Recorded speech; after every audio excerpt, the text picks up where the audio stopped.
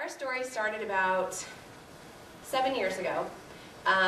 We bought our house, and it was a very odd selling of our house because the woman that owned it wanted out.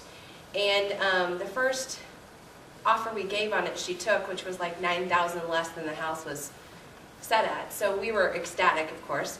Never thought twice. Never, in a million years. And so about a year into our house, we had an answer for everything. Things would fall, things would move, and we'd all say, oh, so-and-so did it, or, oh, I grew up in a very stringent household that said, we believe in angels, we believe in, spirits, we do not believe in any kind of ghosts. So I come from the polar opposite. I don't have any background whatsoever of ever having any interactions. My husband's family will say that when he was a child, his grandfather had died, and his mom said that he spoke to his grandfather. My husband doesn't remember that. But other than that, we've never had any kind of experiences. So we came home one day. My husband wasn't with us. The boys and I had come home, and we stopped in our kitchen. There was a little boy sitting on our steps. And he was perfectly real. I mean, he looked like a little boy. I can describe him to this day. He had blue jeans, he had a green shirt, he had a little brown bowl haircut, and he was just as cute as could be. And I kind of turned and looked at my children like I was counting everybody just to make sure these were all mine, And I looked at him, and I stopped, and he just sat there and looked at us. And I had my oldest child with me and my youngest at the time. And I looked to my youngest because they were about the same age. And all of a sudden, the little boy took off up the steps. And you could hear him when he got to the top of the steps, he slammed the door. And so we all just stood there. And I said, I looked at my kids and I said, oh my gosh. I said, grab a bat, let's go. And I remember my oldest stopping me going, what are you going to do with a bat? And I thought, geez, I don't know. And so we searched for hours and hours and hours for that little boy. Many, many times. Many times. We never did find him. What kept me from calling 911, I don't know.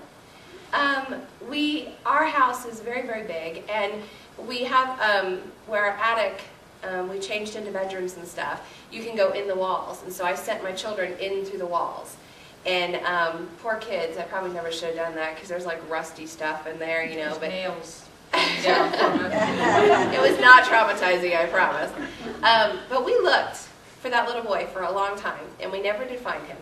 And later on, Wendy asked me, what made you guys not think maybe he wasn't real, maybe he was real? I have no idea. That day, I think it was a reality that something wasn't quite right, but we didn't know what it was. I think it started getting really, really bad. My 17-year-old, he's now 17, a few years ago, he started telling me that somebody was calling his name. And I said, okay, well, in my line of work, I'm a mental health professional. The first thing I do, of course, is have him psych eval. Come to find out he's not hearing voices. It's my house. Now try explaining that to the people you work with. So I thought, oh no, this is going to be so hard. So the doctor came back and he said, Jennifer, I know you very well. We've worked together a long time. He said, you ever thought about investigating your house? And now everybody in my house at this point, except for Dylan, has experienced something. My husband has experienced his name being called. Before him, my next experience of the little boy, which happened years later, I was laying in bed one night, my back facing the door, and I thought my son climbed into bed with me, except he was extremely cold. And I leaned back and I said, oh my gosh, Braden, you're freezing. And there was no Braden. And I flipped over in bed, and I flung the covers off, and when I flung the covers off, they went out the door and around the hallway. Now imagine, you're sitting there, and you're sitting up in bed, and you're going, okay, I'm awake, I know this is not happening, So I got up, I turn all the lights on, I look around, of course there's nobody there. So I get back in bed, and I no more turn the lights off, and my whole bed starts shaking. And so I'm just laying there, and I'm thinking, I'm not crazy. I know I'm not crazy. I'm positive I'm not crazy. So I sat up in bed, and I just kind of looked around, and there goes my blankets again, and they go out the door. And I thought, okay, there's got to be an answer for this. I have to have an answer for this. I did not know how to tell my husband, because I knew he was going to come back and say, are you kidding? So that night, I experienced probably an entire night of just consistent. The bed shaking, the door would slam, you know, just this odd stuff here and there. So I went to my husband when he came home, who works third shift, told him the whole story. He nods his head and says, okay, sure. So that afternoon I get a phone call and he says, oh my God, you have to come home. And I said, oh, what's the matter? He said, I have no idea, but something is in the bedroom. I said, really? Because I'm not coming home. You figure it out what it is, you know. So he had brought the dog. The dog, that was probably the last time the dog came upstairs willingly. The dog will go upstairs, like when Wendy and Deb came, the dog would come. But the dog does not go upstairs with us. He is very scared of upstairs. The last time he had been up there, he had been on the bed with my husband that day. And my husband said he was pacing back and forth. And the shades flew up, the doors all slammed, the bed started shaking and all this stuff. And, you know, I said to my husband, I said, but it feels like somebody's trying to get your attention, you know, just like this kind of a thing. And my husband said, yes, that's what it is, that's what it is. I said, yeah, welcome to my world now. Yeah. When Bella was born, you know, we have a lot of changes in our house, and we kind of thought, you know, had a couple little prankster things happen, lights, doors, stuff like that. Her room, we had a lot of activity with my other son in, and so we moved him to another room, and we didn't even think twice of it at all. You know, he used to say, he used to fall out of bed at night, which we thought he really fell out of bed, but he kept telling us somebody pulled him out of bed. No, you know, whatever. So we put my daughter's crib catty corner, which my husband still to this day thinks is the most ridiculous thing in the world. He says it's a waste of space. And she was not probably 7 to 8 months old, and I left her that afternoon and I came home, and the crib was against the wall and moved down. Well, nobody else had been home all day. It was only me. So of course I tell, you know, everybody who did it, who moved the crib, who did this, who did this. So I moved the crib back, and I went downstairs and I came back up and the crib was moved again. So I thought, okay, this isn't going to work. So I talked to a bunch of people. You know, my family was, sure, Jennifer, you know, it's sure. Of course, nobody had stayed long enough to visit us. You know, we've not had a lot of visitors, stuff like that. And so I thought, well, okay, maybe we'll address this.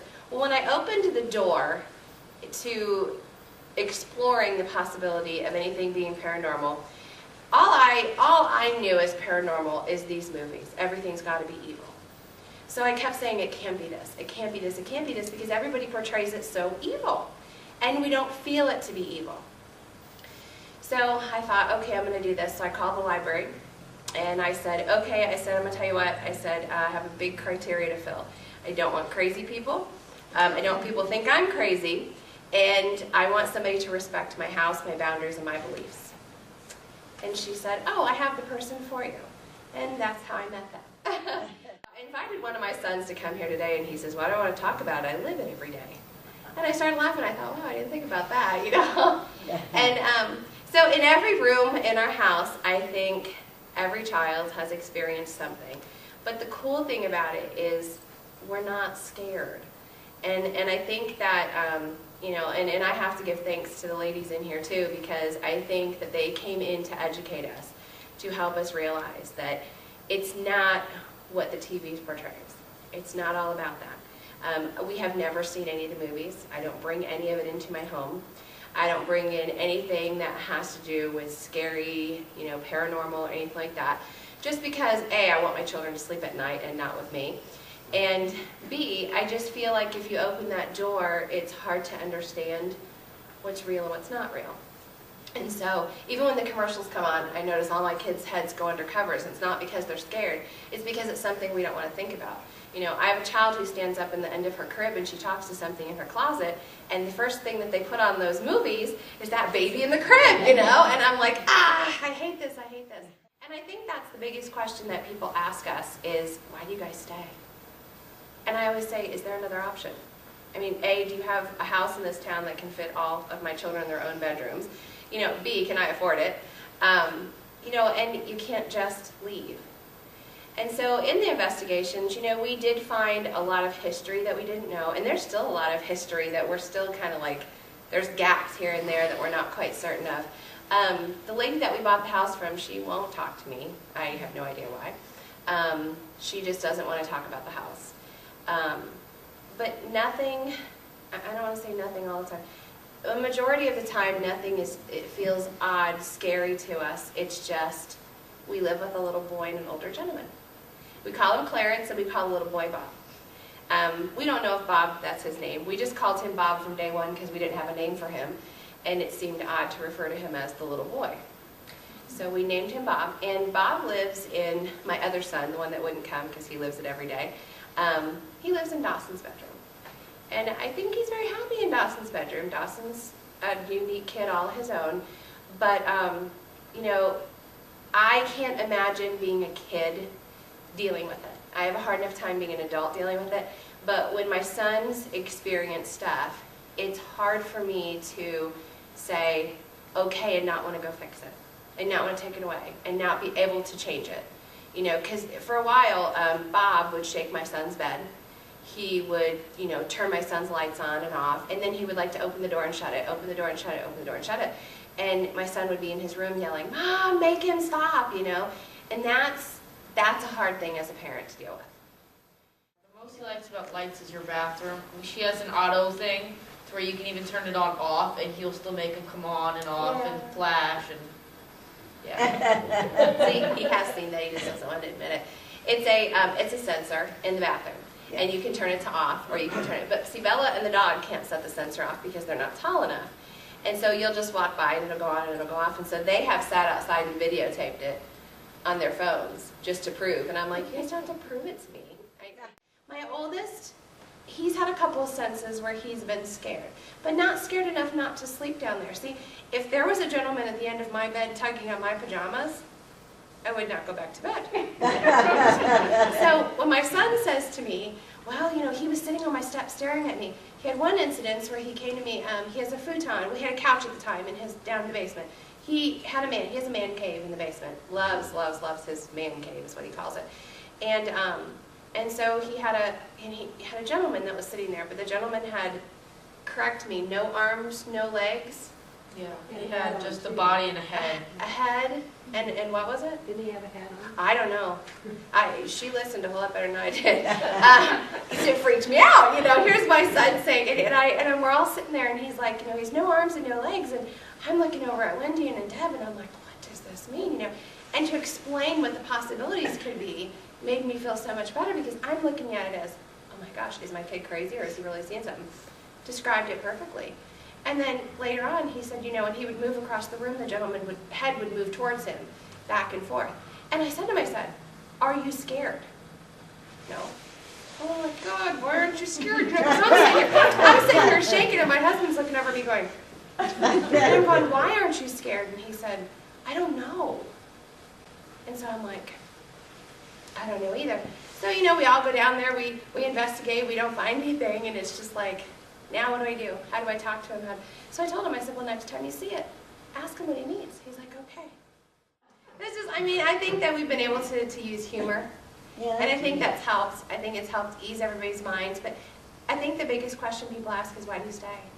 And every single time my answer is, why not? Why not? I feel like I invaded them. It wasn't my house first. But we have it in the day, we have it in the night, we have it, you know, in the weirdest times. We can all be sitting in the living room, and all of a sudden, like last night, I said, who's in the kitchen? Nobody. And we can hear running above us, and we're all like, you know, we'll just do a head count across the living room, and I'll be like, and we'll all sit back, and we'll just look at each other like nobody wants to say what it is, and then we'll hear this big thump in Bella's room, and it's got to the point where we'll just go, Bob's playing. You know, I mean, there's no use running up there and checking it out. We know it's Bob, so anyways, well, thank you all very much for letting us talk and share our crazy story. Thank you. Yes.